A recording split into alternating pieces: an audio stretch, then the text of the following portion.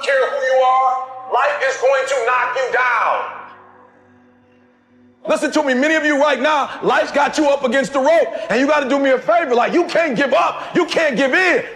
Pain is temporary. Pain is your friend. Pain is going to take you to the next level. When you going through pain, I know what you're feeling. I know exactly, because I've been there. I've done that. But you got to work through it.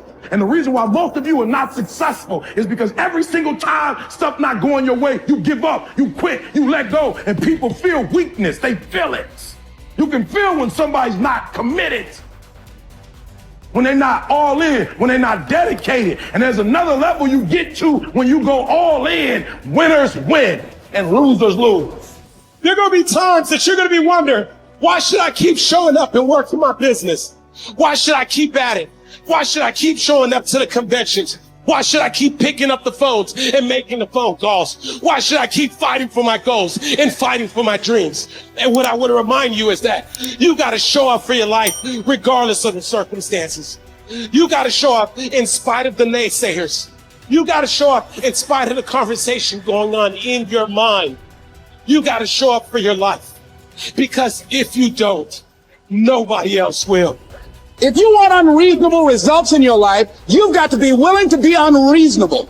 Part of being unreasonable, you don't judge according to appearances. Part of being unreasonable, you can see it because you believe it. You must have the faith to call forth those things that be not as though they were. You've got to decide, I deserve this, and I'm going to have it. You've got to say yes to your life. You've got to say yes. Yes to my dreams. Yes to me. Yes, I can make it. Yes, I can. Doesn't matter how many failures I've made.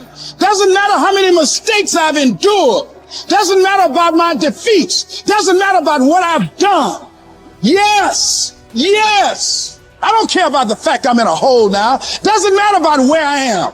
The last chapter to my life has not been written yet. If you judge me now, you'll judge me prematurely. I'm still in the process of transforming my life. I'm still in the process of becoming. Yes. The brilliance of Thomas Edison was not in his mind. It was something much more ordinary and often much less respected. "I've got no imagination," he once said. "I never dream. I've created nothing." If you're someone who doesn't like Edison, you might think that this is Edison admitting to stealing his inventions from other, more brilliant inventors, like Nikola Tesla.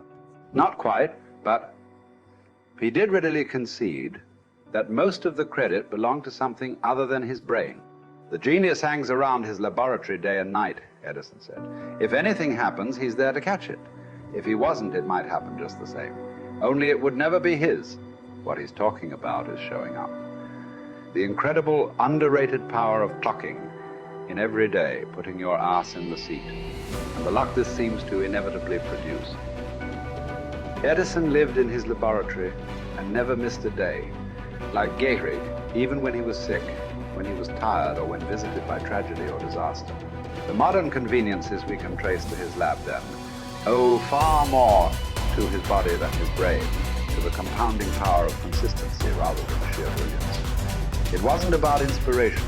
It was about getting to work, show up and try. Get on the treadmill, pick up the violin, script out some sequence, reach out to some clients, read some reports, lift a couple weights, jog 1 mile, cross one thing off the to-do list, chase down a lead. It doesn't matter what it is. All aspects of our life benefit from this circumscribed kind of discipline. Just as long as you do something every day, that is the important thing. Show up. When you're tired, when you don't have to, even if you have an excuse, even if you're busy, even if you won't get recognized for it, even if it's been kicking your ass lately, once something is done, you can build on it. Once you get started, momentum can grow. When you show up, you can get lucky. Is this still hard? Yes. But the good news is that because it's hard, most people don't do it. They don't show up. They can't even do one tiny thing a day. So yes, you're alone out there on the track in the rain. You're the only one responding on Christmas. But having the lead is, by definition, a little lonely. This is also why it's quiet in the morning. You have the opportunities all to yourself. Don't worry about setting any records.